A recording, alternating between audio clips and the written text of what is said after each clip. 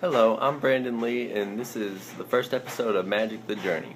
We'll be taking you through from day one on forward through growing as a Magic player and moving upwards in your Magic career. Personally, I've only been playing about a year, so I'm by no means a pro. I learned how to play when I was in middle school, but I've been playing DCI, meaning, events and stuff like that, collecting my own cards for about a year. Now, obviously, the first thing you need to do is learn how to play.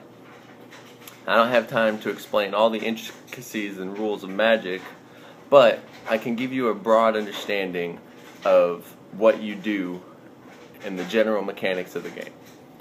Now, to start off, the first thing you should know is that in the most general explanation possible, cards can be boiled down into two types of cards. Those are land cards and spell cards. Land cards have a mana symbol on them. Spell cards have a mana cost up in the corner. You use your land and tap them, turn them sideways, or it's pretty much a general way of saying use them up, if you will, to cast your spells. Land cards, if you want to narrow it down a little further, generally come in two types. Basic land cards, which a basic land card is a mountain, island, forest, plains, or swamp. There's 5 colors of mana, and those are your 5 basic types of land. And non-basic land, those are anything other than a mountain, forest, plains, swamp, or island. And they have various effects, anything from, they may provide one color of mana or another, or they may sacrifice it to do a certain effect, or, it can be pretty much anything. Now, as for spells, there's quite a few more kinds of spells. The most general way to boil them down, besides just spells, would be instant speed and sorcery speed. Now, I say sorcery speed, even though I'm holding up a creature, just as a general term, meaning anything that you would have to play on your main phase. This goes from all your permanents are sorcery speed, with exceptions, but like I said, we're just speaking generally here, being creatures, enchantments, artifacts, and sorcery speed spells. Now, you can also boil those down into permanents and non-permanents, which permanent is, for example, a creature. You cast it and it stays on the battlefield to have continuous use or continuous effect. And sorceries, which you cast them, they do what the card says it does, and then they get put into your graveyard. Instants are like a sorcery. You cast them, you do what they say, they go to your graveyard. The difference is, you can cast an instant at any time.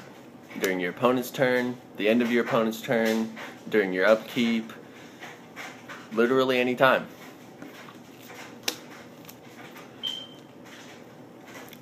Now, other than knowing how and when to play the cards, basically all that's left to understanding how to play is what's called the card game golden rule. And I've played many card games in my life, and this is true throughout all of them. The cards make the rules. So pretty much, if you know that you tap mana, or tap land to make mana to cast spells, all you do from that point is read the spells, and you should pretty much be able to get the game rolling. If you're looking for, more detailed way to play, the best ways would be the ideal way would be to grab a friend who knows how to play and have them sit down and coach you through it. But if you don't know anybody who plays, or you don't have any friends that play, you can go to the Magic the Gathering website. They have a lot of information on there. And they also have a game called Duels of the Planeswalker. It's available for Xbox 360, PlayStation Network, Steam. You can get it for your iPad, and it'll pretty much set you up with a computer opponent. It has tutorials, it explains all the rules and cards effects to you, and it can really help get you past that beginner's phase as far as not knowing what to do, when to do it. So the next thing you need is cards. Cards of your own to play with. So what I would recommend for somebody who is just starting off is either an intro pack, which they come out for each expansion and set that Wizards releases, and it's a pre-constructed deck. Also comes with booster packs to help you start your collection, and or a deck builder's toolkit. Now, I've been using my deck builder's toolkit as a deck box for a long time, so mine's kind of sticker bombed, but the deck builder's toolkit comes in a box like this. It's $20, and it comes with 4 booster packs and semi-randomized cards, meaning that you don't know exactly what you're going to get, but you do know that you're going to get things you need that go together. It's a great way to get started.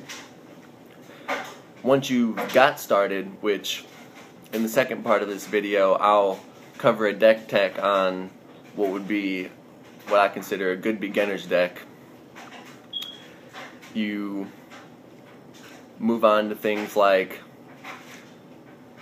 fat packs and booster packs, and just collecting your cards in a more general range, as in collection.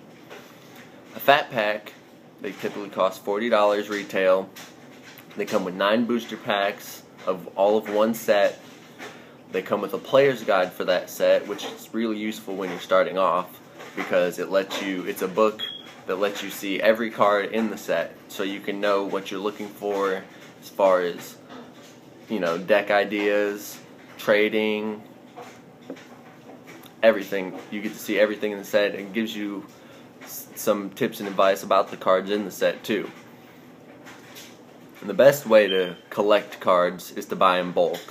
And so, as opposed to booster packs, most card retailers sell booster boxes as well. These run about $100, so it seems like a pretty big investment, except when you do the math from somebody who's wanting to get serious about Magic, 1 pack of cards costs about an average of $4. A booster box for $100 gives 36 packs. Obviously, at $4 a pack, if you spent $100, you'd only get 25. So it's getting value out of your money. Once you've got a decent collection of cards, especially when you're starting off, trading is your best tool. It allows you to get rid of what you don't need and get what you do need. Because when you're starting off, it's really hard to be successful with multiple decks, because Magic can be an expensive game, and you need to focus on what deck you're most confident with. So once you've got your cards, you know how to play, and you've been working on your deck, the next step you need to do to make yourself and your deck better is attend events. The most casual events are FNMs. Every Friday you go to a card shop. Your local card shop should have Friday Night Magic, and this is a real casual, usually tournament style event where Guys show up every week, play, they give out prizes to the top players, and you know, it's just a real it's a real good environment to test what you're doing. A step above that, still very casual, but you know, more competitive, would be your game days and your pre-releases. Pre-releases only happen every few months, right before a set comes out, and game day is the same thing right after the set comes out. But pre-releases gives you a chance to try new cards first, get to know new cards. It's a different format than Friday Night Magic, so you get to learn a more, well, it's called limited format because it is a more limited format. You get to narrow down what you can use even more and kind of get to know the ins and outs of the cards in a different way. Game days are constructed events, meaning limited, you build with the cards you're given. Constructed, you bring your deck with you that you've already been working on. And game days can be fairly competitive for casual type events. They give out prizes, and a lot of people tend to show up. Now, a step farther than that is Grand Prix, which is pretty much the highest event that anybody can show up to. Anybody can attend a Grand Prix, but professional players and serious players will travel hundreds of miles to attend a Grand Prix, and the level of competition will be high. I've personally never attended a Grand Prix. Like I said, I've only been playing about a year, and that's going to be a future step for me. So that's part one of the video, and next we'll move on to talking about a good beginner level deck.